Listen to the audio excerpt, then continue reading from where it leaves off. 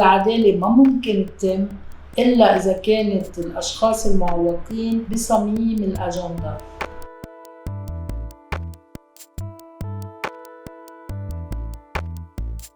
من بعد الانفجار أنا بطلت أقدر أمشي على إجري الشمال. أنا كنت انضرر بالإجري الشمال بالMS، اتصل بالواحد، ومن بعد الانفجار ما بقى قدرت أمشي عليها.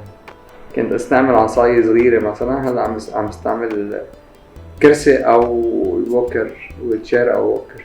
ما بنتعب ما بنمل، ما بنتعب ما بنمل، حق العمل حق للكل، حق العمل حق للكل، حق السكن حق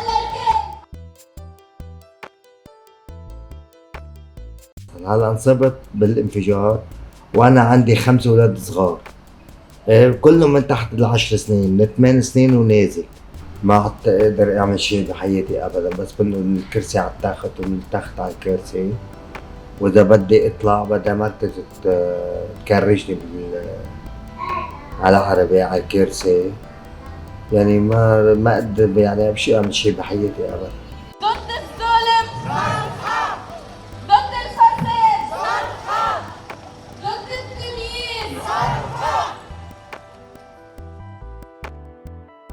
ما بيشمل هيك نوع من التعويض ولا بيعطي هيدي الخدمات اللي بتعوض على هيدي البشر كارثتها الكبيرة.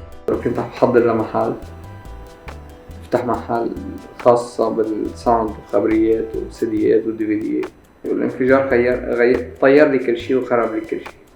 الأشخاص يلي أعيقوا هني كمان بعد ما عملوا علاجهم، يعني يلي بده عمليات، يلي بده أدوية، اللي بده تأهيل صحي. رحت على الطوارئ، ما كانوا يفوتوني إلا ما أمنت 5 مليون وأنا مصاوب. قلت يا عمي ضمان، وهيدي تبع وزارة الشؤون قال لا، هودي خليهم لإلك.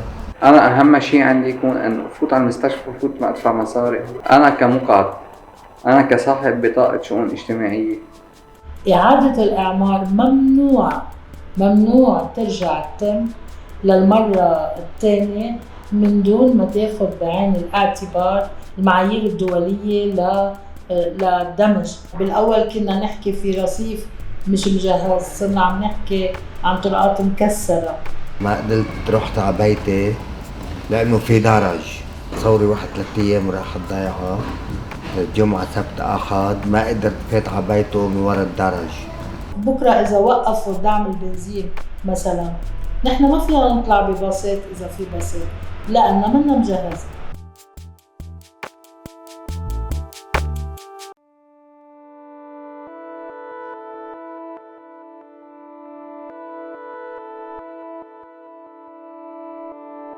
ما هي الانفجار قاعد معي، هي الانفجار بعده معي، يعني كيف بدي اتخطاه براسي؟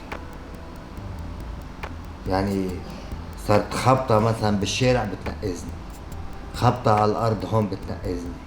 يعني قد ما يعملوا الإعلام، قد ما يعملوا سياسية بلبنان، مش رح ننسى هيدا الشيء. مستحيل نتخطاه. هيدا كان خراب.